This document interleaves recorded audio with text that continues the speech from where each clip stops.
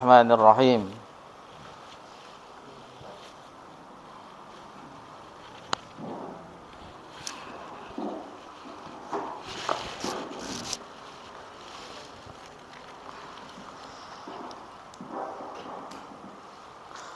Bismillahirrahmanirrahim. Assalamualaikum warahmatullahi wabarakatuh. Alhamdulillah ala ihsanih wa syukru lahu ala taufiqi wa imtinani. Asyhadu an la ilaha illallah ta'zima li sya'nih wa asyhadu anna Muhammadan abduhu wa rasuluh ad-da'i ila ridwanih wa salatu wassalamu ala alihi wa ashabihi wa ikhwanih. Puji syukur kehadiran Allah Subhanahu wa taala. Alhamdulillah, di malam yang berbahagia ini insyaallah kita akan melanjutkan pelajaran kita di matan Ushulus Sittah, 6 pokok landasan di dalam agama kita, sebagaimana yang telah kita jelaskan di pertemuan kita sebelumnya di muqaddimah, bahwasanya yang 6 pokok landasan ini sudah jelas ayatnya di dalam firman Allah Subhanahu wa taala. Namun dengan berlalunya zaman, perubahan-perubahan terjadi, pemikiran tersusup ke dalam ajaran agama Islam yang mulia ini, sehingga butuh penjelasan ulama agar kita bisa memisahkan mana yang itu syariat Islam dan mana pemikiran-pemikiran yang tersusup dalam agama kita yang mulia ini. Kemudian salawat beriringkan salam kepada Nabi kita tercinta, Nabi Muhammad sallallahu alaihi wasallam. Kita memasuki landasan yang pertama, yaitu ikhlas, dan penjelasan lawannya yakni syirik. Ini adalah landasan pertama di dalam Ushulus Sittah, 6 landasan utama di dalam agama kita.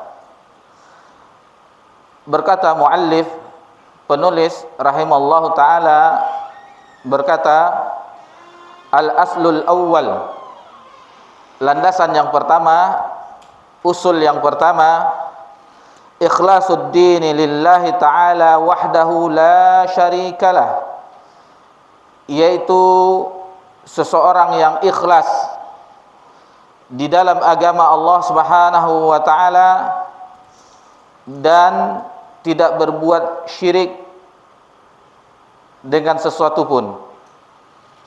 Wa bayanu diddihi alladhi huwa syirku billah, dan penjelasan lawannya yaitu syirik kepada Allah. Wa kaunu aktsaril Qur'ani fi bayani hadzal asli min wujuhin syatta, terdapat banyak di dalam Al-Qur'an yang menjelaskan akan landasan ini, min wujuhi syattan bi kalamin yafhamhu abladul ammah, meskipun itu adalah sesuatu yang mudah dipahami oleh orang yang paling awam sekalipun. Jadi ayat-ayat di dalam Al-Qur'anul Karim yang menjelaskan tentang ikhlas, tentang tauhid, tentang syirik, itu mudah dipahami meskipun terhadap orang yang paling awam sekalipun. Walaupun tidak ada gelar akademiknya, walaupun tidak bisa bahasa Arab seperti mahasiswa-mahasiswa yang mempelajari agama Islam ini, mudah dilihat ayatnya, dilihat terjemahannya, itu bisa dipahami karena gamblang, jelas. Dan telah kita sebutkan juga bahwasanya masalah akidah itu mudah dipahami, sangat mudah, dan matan-matan yang ditulis oleh ulama kita, yang disusun oleh ulama kita itu tipis-tipis, memudahkan bagi kita untuk memahami agama Allah Subhanahu wa taala. Berbeda dengan disiplin-disiplin ilmu yang lainnya seperti pembahasan fikih, pembahasan hadis, itu berjilid-jilid kitabnya, tebal-tebal. Alhamdulillah bagi bapak-bapak yang pernah mengikuti kajian Sahih Muslim, itu terjemahannya saja ada berapa? 20 jilid.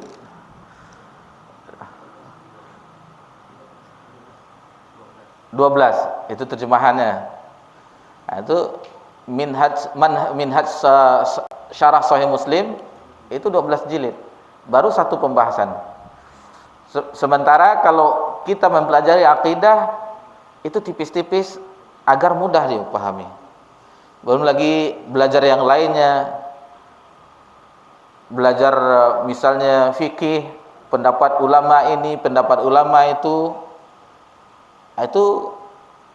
kalau tidaklah orang yang serius belajar, orang-orang mendalami ilmu agama itu tidak akan memahami. Sementara akidah, kita yang meskipun keseharian sibuk untuk mencari nafkah, jika mempelajarinya maka itu mudah dipahami.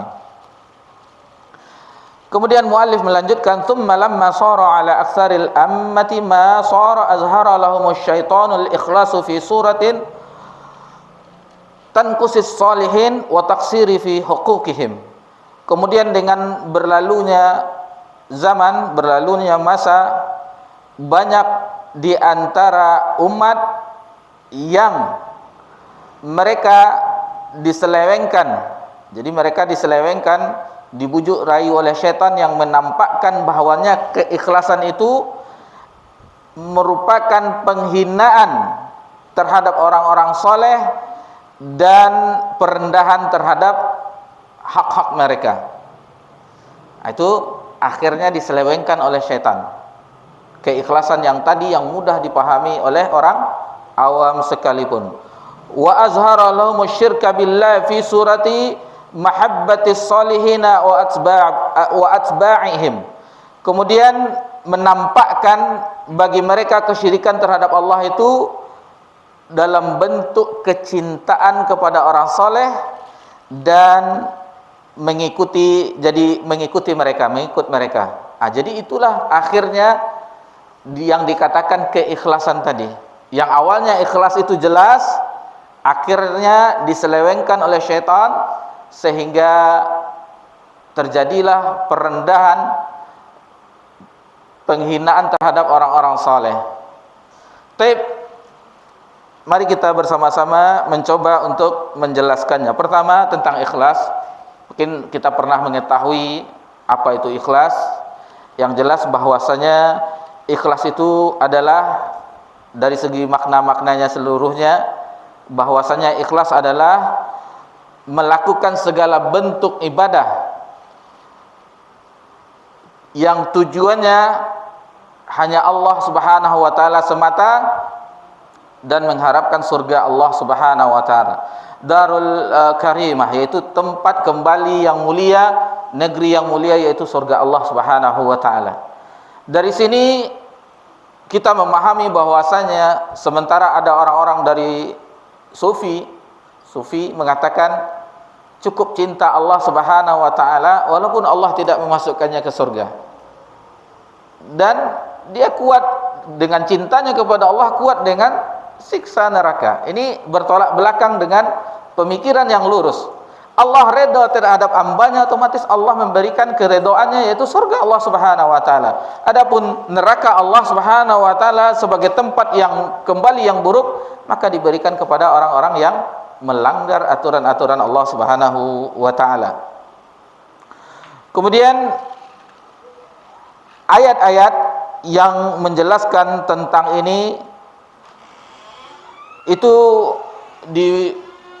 mudah dipahami dan dipelajari oleh orang-orang awam sekalipun. Itu sangat mudah ayatnya. Sebagaimana Allah Subhanahu wa taala menjelaskan di dalam ayatnya dalam surah Al-An'am, ayat 162, 163, dan kita alhamdulillah semua menghafalnya. Qul inna salati wa nusuki wa mahyaya wa mati lillahi rabbil alamin la syarika lahu wa bidzalika umirtu wa ana awwalul muslimin. Sesungguhnya salatku, sesembelihanku atau ibadahku, hidupku, wa mahya wa mati lillahi rabbil alamin. Hidupku dan matiku hanya untuk Allah Subhanahu wa taala.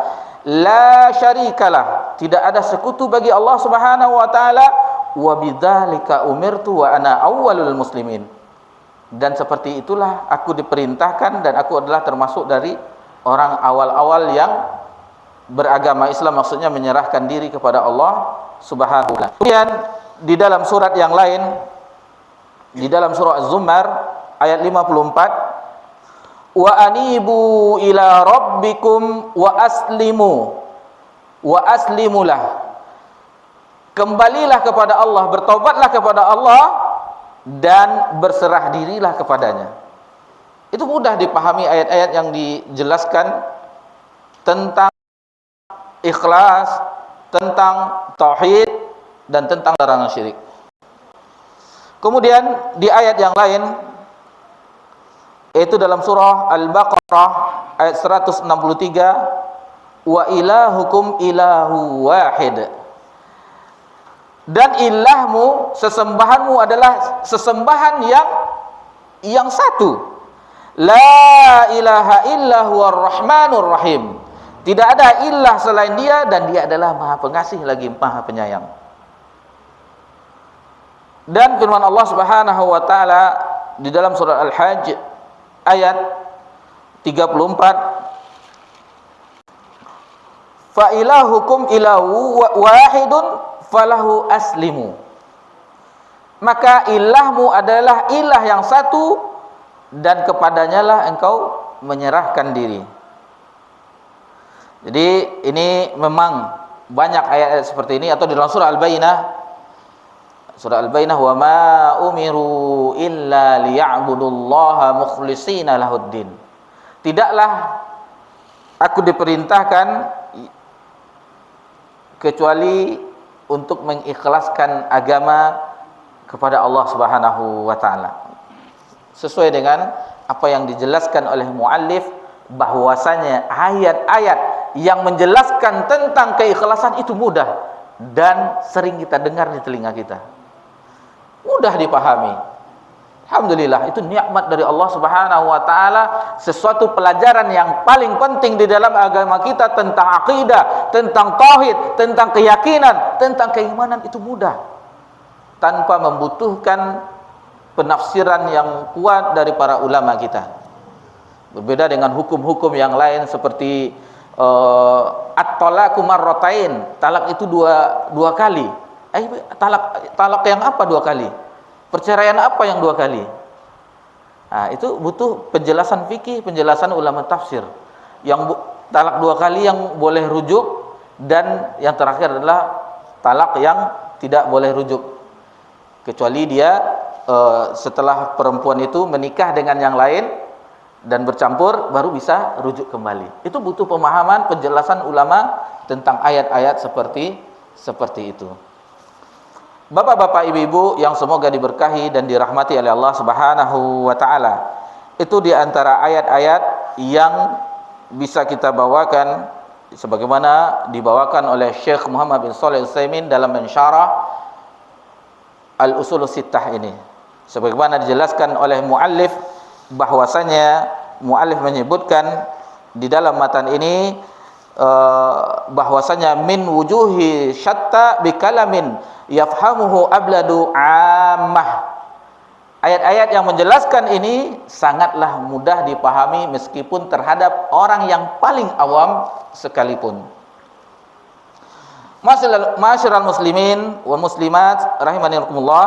Kemudian di sini disebutkan bahwasanya penjelasan wa bayanu diddihil ladzi huwa asyirku billah. Penjelasan tentang lawan dari ikhlas itu adalah syirik kepada Allah Subhanahu wa taala. Mungkin syirik tidak terlalu ikhlas tidak terlalu kita panjangkan pembahasannya, karena di pertemuan kita yang pertama di musola ini telah kita bahas. Alhamdulillah telah kita bahas di pembahasan tematik 2 syarat diterimanya amalan.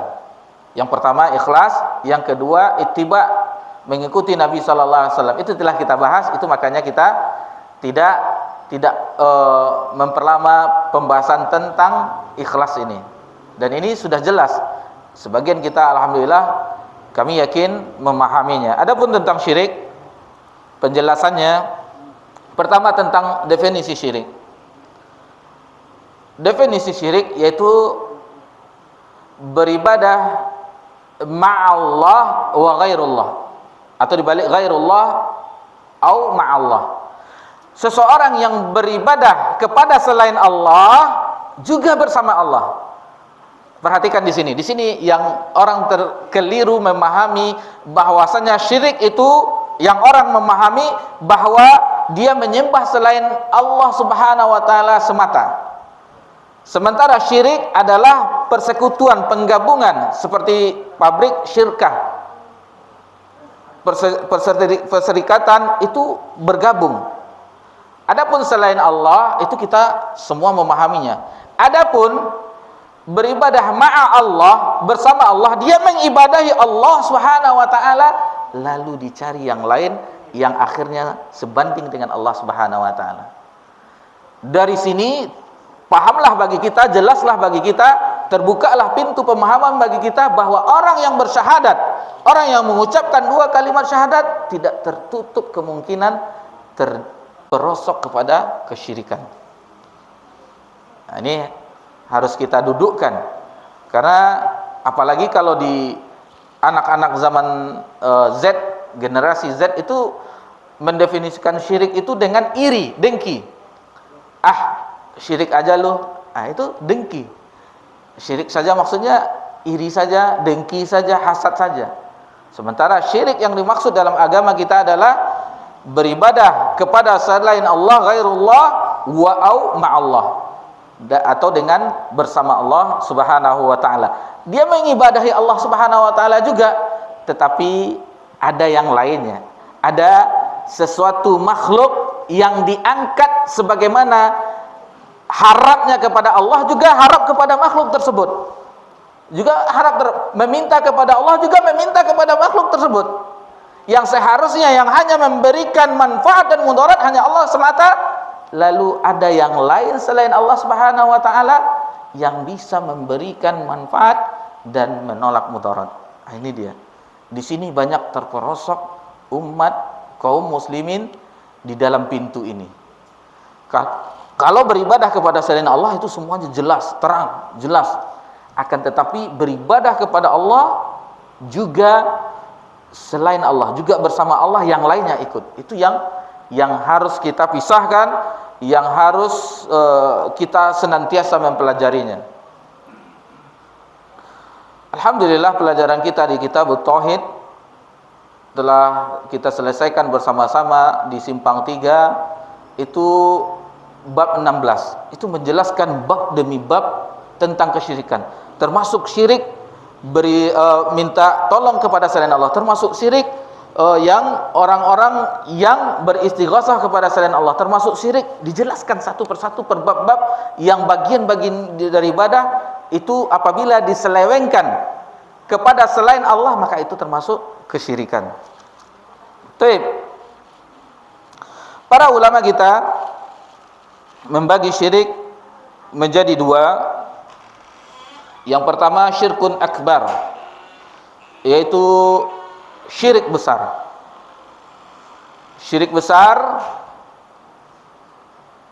ini yang paling berbahaya, yang diungkapkan oleh Allah Subhanahu wa taala, dan nasihat yang paling indah bagi seorang ayah kepada anaknya, yaitu nasihat Luqman kepada putranya tentang masalah. Ya bunayya, wahai anakku. Wa iz qala Luqmanu li ibnihi wa huwa ya'izuhu, ya bunayya, wahai ananda, wahai anakku. Bahasa yang sangat halus, Sebagaimana bapak yang dipanggil oleh Nabi Ibrahim ketika memanggil bapaknya, ya abati, wahai bapakku. Bahasa halus yang sangat indah. Ya bunayya, la tusyrik billah. Janganlah berbuat syirik kepada Allah. Inna syirka la zulmun azim. Sesungguhnya kesyirikan itu adalah kezaliman yang teramat besar. Nanti insyaallah akan kita bawakan ayat-ayat yang mengancam pelaku kesyirikan. Jadi di sini syirik akbar ini itulah yang membatalkan dua kalimat syahadat seorang. Syirik besar wal'iyazubillah, inilah yang membatalkan dua kalimat syahadat. Di dalam penjelasan nawaqidul Islam, pembatal keislaman, yang pertama, yang nomor satu itu adalah syirik. Maksudnya syirkun akbar, syirik besar. Taib. Adapun yang kedua adalah syirkun asghar, syirik kecil. Syirik kecil diantaranya yaitu riya, itu syirik kecil yang membatalkan amalan ketika itu. Yang membatalkan amalan ketika itu. Misalnya dia sholat, lalu terniat dalam hatinya agar dikatakan orang dia adalah orang yang saleh. Nah, itu dia. Di situ batal amalan sholatnya itu. Nah, ini kenapa tidak susahnya kita beribadah? Kenapa tidak susahnya kita untuk ikhlas? Karena masalah hati itu mudah saja dirayu oleh syaitan. Ini syaitan yang menyelewengkan, sebagaimana di sini disebutkan bahwasanya telah berlalunya masa, maka syaitan pun menjadikan keikhlasan itu yaitu dalam bentuk kerendahan, penghinaan kepada orang-orang soleh. Nanti akan kita pahami insyaallah pada bagian alinea tersebut, pada bagian kalimat tersebut. Dan inilah yang sangat dikhawatirkan oleh Nabi sallallahu alaihi wasallam. Ini yang dikhawatirkan oleh Nabi kita. Yang dikhawatirkannya kepada siapa? Apakah kepada kita di umat akhir zaman ini? Tidak. Yang dikhawatirkan oleh Nabi sallallahu alaihi wasallam terhadap para sahabat, yang mereka adalah orang-orang yang kuat keimanannya, yang kokoh keimanannya, yang Nabi sallallahu alaihi wasallam langsung mengajarkan ajaran ini melalui lisan Nabi yang mulia kepada mereka. Tetapi Nabi khawatir terhadap mereka. Bahkan Nabi mengatakan lebih khawatir dari min fitnati Masih Dajjal, lebih Nabi khawatirkan dari fitnah Masih Dajjal. Kita mengetahui fitnah Dajjal adalah fitnah yang sangat besar di akhir zaman. 10 tanda besar sebelum terjadinya kiamatul kubra, kiamat besar. Dan bahkan kita diminta di sebelum salam di akhir tahiyat berlindung dari min fitnah Masih Dajjal, dari fitnahnya Masih Dajjal. Akan tetapi fitnah Dajjal kalah, masih berat yang Nabi khawatirkan bagi para sahabat yang terjerumus kepada riya. Masyaallah muslimin rahimani rahimakumullah. Kita masuk kepada dalil-dalil yang menjelaskan tentang bahaya kesyirikan. Dalil umum sebagaimana disebutkan oleh muallif bahwasanya itu mudah dipahami. Itu mudah dipahami apabila kita membacanya dan melihat terjemahannya. Bagi yang belum mempelajari bahasa Arab itu mudah dipahami. Pertama, di dalam surah An-Nisa itu dengan lafaz yang sama di ayat 48 dan 116, di mana Allah Subhanahu wa taala mengancam bahwasanya orang yang melakukan kesyirikan tidak mendapatkan ampunan dari Allah Subhanahu wa taala apabila dia wafat dalam keadaan membawa dosa syirik. Bunyinya, innallaha la yaghfiru ay yushraka bih. Sesungguhnya Allah tidak mengampuni dosa syirik. Wa yaghfiru ma duna dzalika liman yasha. Dan Allah mengampuni dosa selain syirik terhadap siapa yang dikehendakinya. Bagi orang yang wal'iyazubillah kita berlindung kepada Allah Subhanahu wa taala terhadap dosa ini, agar kita tidak diwafatkan oleh Allah Subhanahu wa taala membawa dosa syirik. Nanti kita lihat bagaimana ayat-ayat kekhawatiran-kekhawatiran Nabi Ibrahim, kekhawatiran yang lainnya, bahkan Abu Bakar juga, dan yang lain-lainnya khawatir terhadap kesyirikan ini. Lalu di dalam surah An-Nisa ayat 36 ini perintah agar mentauhidkan Allah, mengikhlaskan ibadah hanya untuk Allah semata dan tidak berbuat syirik. Wa'budullaha wa la tusyriku bihi syai'a. Ibadahilah Allah dan janganlah berbuat syirik kepada Allah dengan sesuatu apapun. Kemudian orang yang berbuat syirik di dalam surah Al-Maidah ayat yang ke-72, innahu may yusyrik billah faqad harrama alaihil jannah. Jadi orang yang melakukan kesyirikan Allah haramkan surga. Sesungguhnya orang yang melakukan kesyirikan haram baginya surga. Wa ma'wahumun nar, tempat kembali mereka adalah neraka. Wa ma lizzalimin min ansar, dan tidak ada satupun penolong bagi orang-orang yang melakukan kezaliman. Dan inilah kerugian yang teramat rugi, kerugian yang sangat besar di akhirat kelak.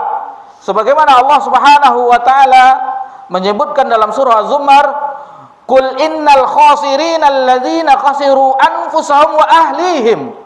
Katakanlah, sesungguhnya kerugian bagi orang-orang yang melakukan kerugian terhadap dirinya, terhadap diri mereka, wa ahlihim, dan kepada keluarga mereka. Apa itu? Di yaumil qiyamah, di hari kiamah. Ala dzalika huwal khusranul mubin. Ketahuilah bahwa itulah kerugian yang amat nyata.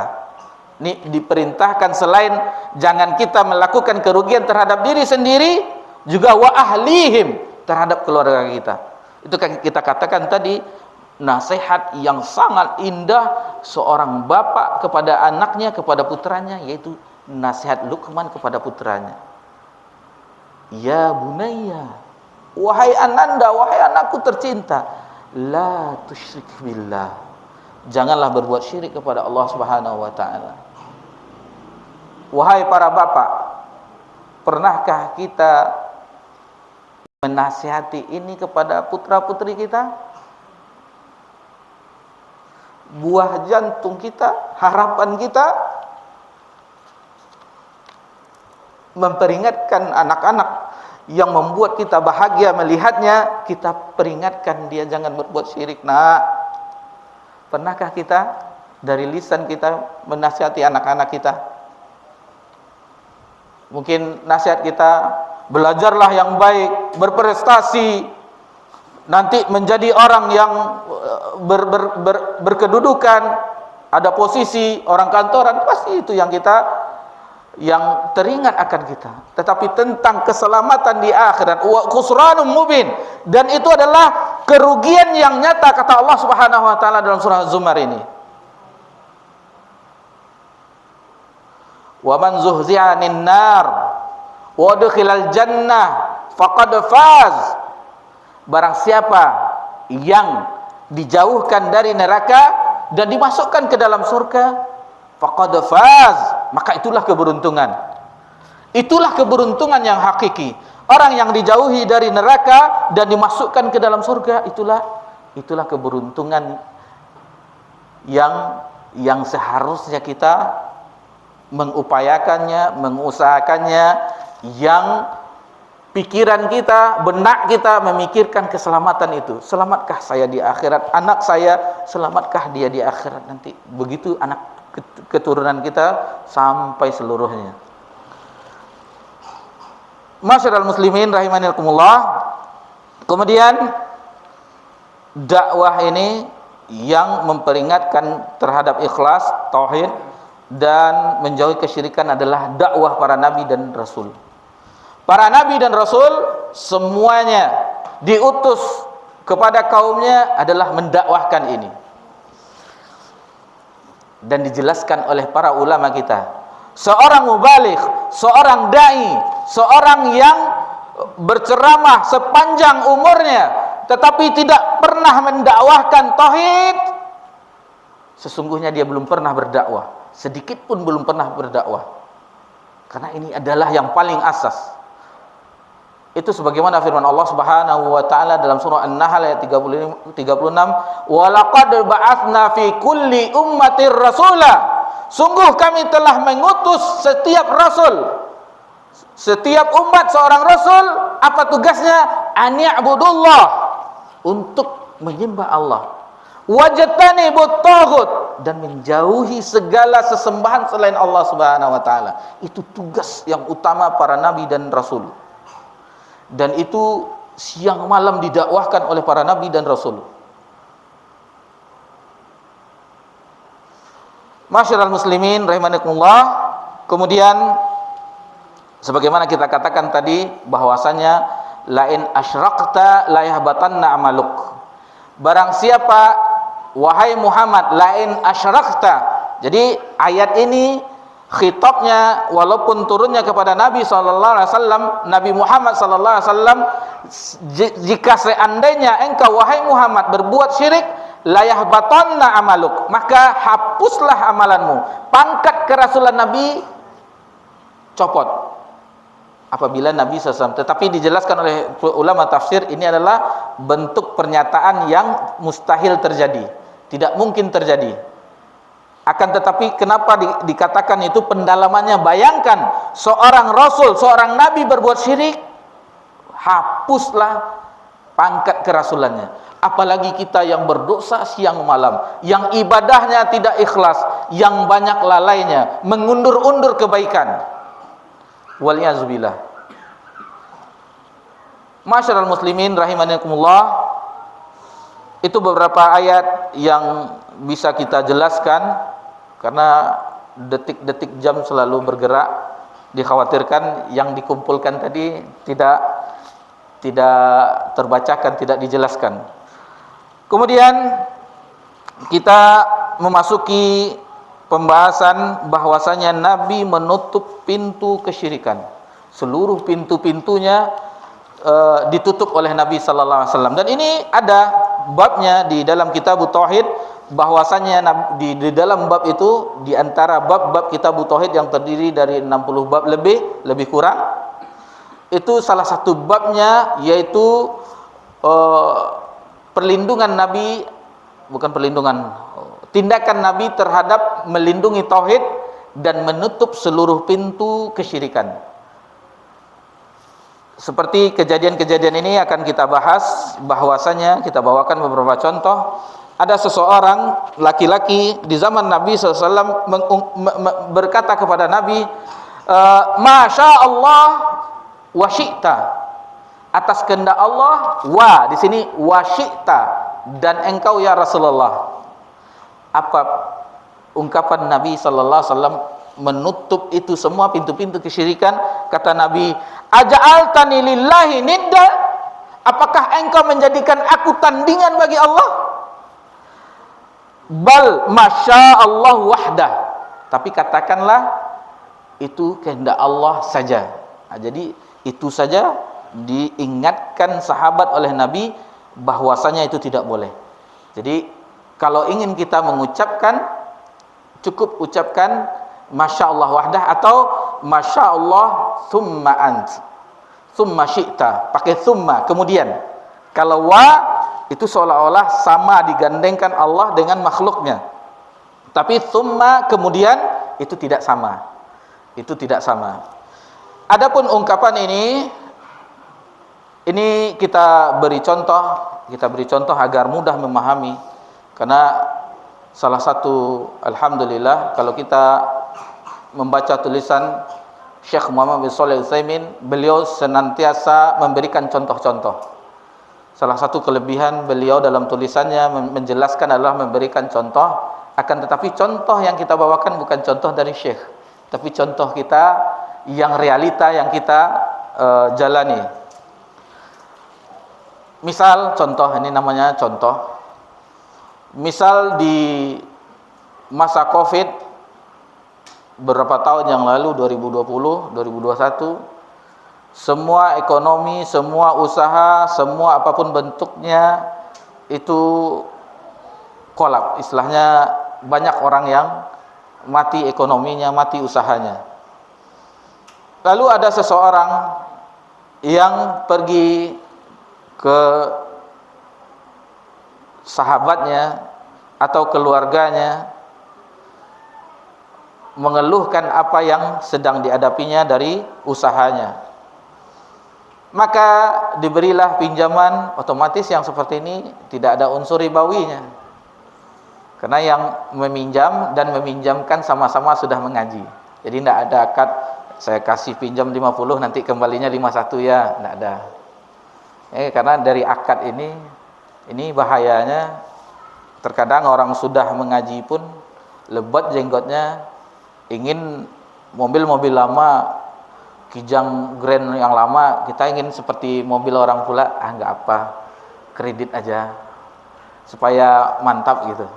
Nah, ini karena dunia kita pun akhirnya mau melampaui batasan-batasan Allah Subhanahu wa taala.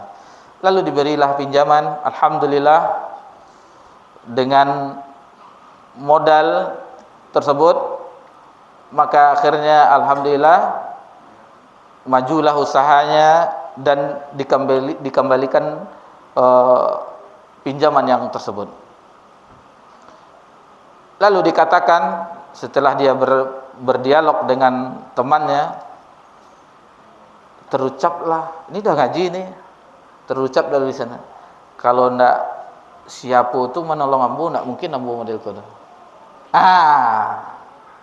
Ini bahaya.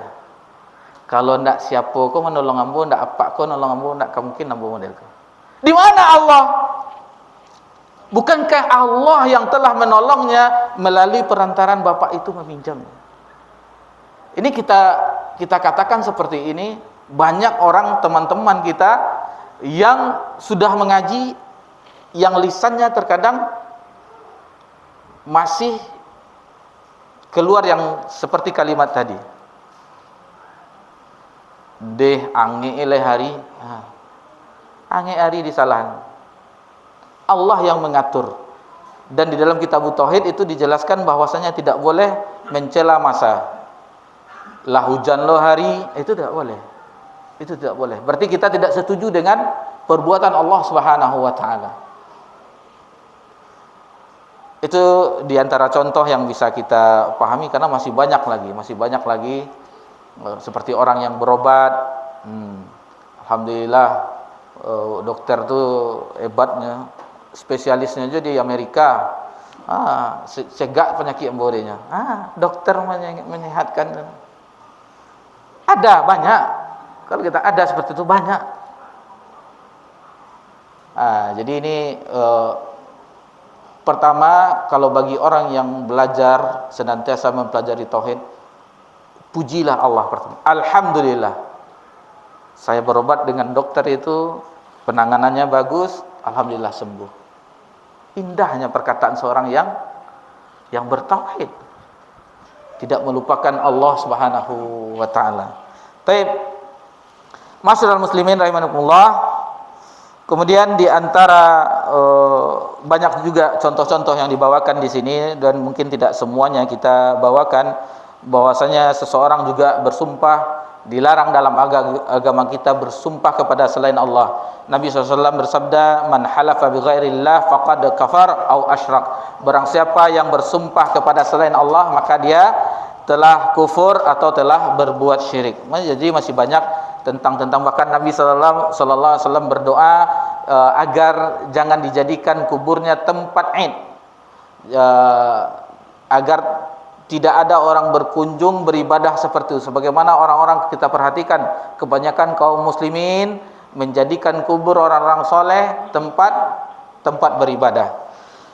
Masyarul muslimin rahimakumullah. Lalu kita perhatikan Khalilur Rahman, bagaimana khawatirnya Nabi Allah, kekasih Allah Subhanahu wa taala terhadap kesyirikan.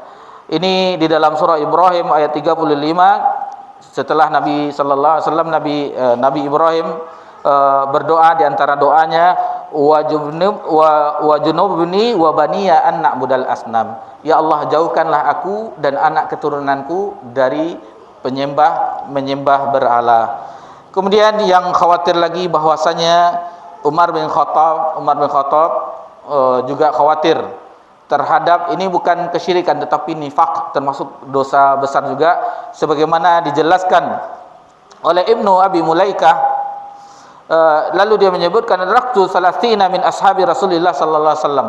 Aku telah menjumpai 30 sahabat Nabi, sahabat Rasulullah SAW, kullum yakhafun nifaq ala nafsi.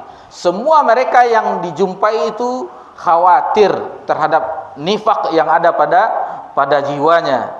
Ini bagaimana sekali Umar bin Khattab, bahkan Umar sering mendatangi Huzaifah bin Yaman, sahabat sir, sahabat yang memegang kunci rahasia Nabi SAW, apakah dia termasuk dari sahabat-sahabat, dari golongan-golongan munafik yang disebutkan oleh Rasulullah. Ketika itu karena didesak oleh Umar, engkau tidak termasuk, baru legalah Umar mendengar jawaban tersebut. Akan tetapi Huzaifah tidak memberikan setelah itu, karena ini rahasia. Jadi dibocorkan juga, ini rahasia tetapi bocor juga kepada Umar. Akhirnya disebutkan bahwasanya Umar tidak termasuk dari golongan-golongan munafik tersebut. Kemudian yang bisa kita sebutkan di sini adalah bagaimana di ayat ini kita singgung sedikit tadi terlewat, bahwasanya ketika orang-orang dahulu ahlul kitab, orang Yahud dan Nasara, mereka menjadikan pendeta-pendeta mereka, orang-orang soleh mereka, rahib-rahib mereka, sesembahan selain Allah Subhanahu wa taala. Dalam surah At-Taubah ayat 31, ittakhadhu ahbarahum wa ruhbanahum arbaba min dunillah. Mereka menjadikan rahib-rahib mereka, orang-orang soleh, pendeta-pendeta mereka, orang-orang ahli ibadah mereka, sesembahan selain Allah Subhanahu wa taala. Adi bin Abi Hatim, salah seorang ahlul kitab, alhamdulillah akhirnya memeluk Islam, mendatangi Nabi SAW lalu mengatakan tentang ayat ini, "Ya Rasulullah, tidak ada satupun di antara kami yang menyembah pendeta-pendeta kami, rahib-rahib kami, tidak ada." Lalu Nabi SAW, dan ini dinukilkan oleh Hafiz Ibnu Katsir ketika menafsirkan ayat ini, bahwasanya bukankah pendeta tersebut atau alim-alim tersebut menghalalkan yang Allah haramkan, lalu kalian ikuti, kemudian menghalalkan apa yang Allah haram, atau kebalikannya, kalian mengikutinya, mematuhinya? Lalu dijawab oleh Adi bin Hatim, iya, itulah peribadatan, itulah penyembahan kalian terhadap orang-orang soleh kalian. Jadi kita hati-hati terhadap ini, karena di sini dijelaskan di bagian akhir kalimat ini oleh mu'alif bahwasanya setan menyelewengkan bentuk ikhlas itu, yaitu dengan mencintai, seolah-olah mencintai orang-orang soleh dan mengikutinya. Dan itulah pintu kesyirikan pertama yang terjadi di permukaan bumi. Di antara Nabi Adam ketika dicampakkan ke permukaan bumi karena telah berbuat satu dosa karena mendekati suatu pohon yang dilarang, akhirnya dikeluarkan dari surga, jatuh ke permukaan bumi. Selama lebih kurang 10 kurun atau 1000 tahun lebih kurang, itu tidak ada kesyirikan. Tapi dosa yang lain tentu ada, seperti membunuh Habil dan Kabil, itu ada. Adapun dosa kesyirikan belum ada. Yang pertama terjadi kesyirikan adalah terhadap orang-orang soleh ini. La tazarunna alihatakum wa la tazarunna waddaw wa la suwa'a wa la yaghutha wa yuqa wa nasra. Itu adalah 5 nama orang soleh di zaman Nabi Nuh. Itu makanya kalau kita belajar di Kasyfus Syubhat, itu dijelaskan bahwasanya Rasul yang pertama diutus adalah Nuh. Untuk meluruskan sejarah, waktu itu kita jelaskan Adam, kalau kita menghafalnya Adam, Idris, Nuh, Hud, Saleh, tetapi tidak. Setelah Adam itu adalah Nuh. Itu adalah Nuh, karena Nuh adalah rasul yang pertama diutus untuk mengembalikan tauhid kepada Allah Subhanahu wa taala. Jadi 5 orang soleh tadi adalah orang-orang yang membantu, orang yang baik, orang yang dermawan. Setelah mereka wafat, akhirnya dijelaskan oleh Abdullah bin Abbas, Ibnu Abbas radhiyallahu anhu, akhirnya dibentuklah tulisan gambar-gambar mereka atau patung-patung mereka. Awalnya belum disembah. Dengan berlalunya masa, seperti dijelaskan oleh muallif, berlalunya masa, akhirnya datang setan membisikkan, sujudlah orang terhadap patung-patung orang soleh tadi. Itulah kesyirikan pertama yang terjadi di permukaan bumi. Jadi bahaya orang yang ghulu, berlebihan terhadap orang soleh, yang berlebihan tadi melampaui batas, sehingga kita boleh mencintai orang soleh, itu boleh, akan tetapi yang melampaui, ghulu, yang berlebihan, sehingga ketika orang soleh salah kita ikuti juga, itu tidak boleh. Itu tidak boleh. Atau seorang alim itu berbuat salah, kita ikuti juga. Yang perlu, yang wajib, yang kita mengikutinya mutlak adalah Nabi Muhammad sallallahu alaihi wasallam. Jadi demikianlah kekhawatiran Abu Bakar, juga khawatir tentang kesyirikan, bahwanya kesyirikan itu yang dipahami Abu Bakar awalnya hanya menyembah kepada selain Allah. Lalu dijelaskan bahwasanya kesyirikan itu gelap, dia gelap, lebih gelap daripada kelamnya malam. Sangat sedikit orang yang memahaminya. Sebagaimana Syekh Saleh Sindi ketika ada pertemuan dai liqa' maftuh di Al-Badar beberapa bulan yang lalu, itu menjelaskan bahwasanya kesyirikan itu luas seluas samudra. Orang yang memahami kesyirikan itu adalah orang-orang yang mengetahui, mempelajari ayat-ayat Allah dan hadis-hadis Nabi sallallahu alaihi wasallam. Jadi jangan kita merasa alhamdulillah telah hijrah, selamat dari kesyirikan, tidak. Hatta Abu Bakar pun diluruskan bagaimana pemahamannya. Di akhir pembahasan ini hendaklah kita menghafal doa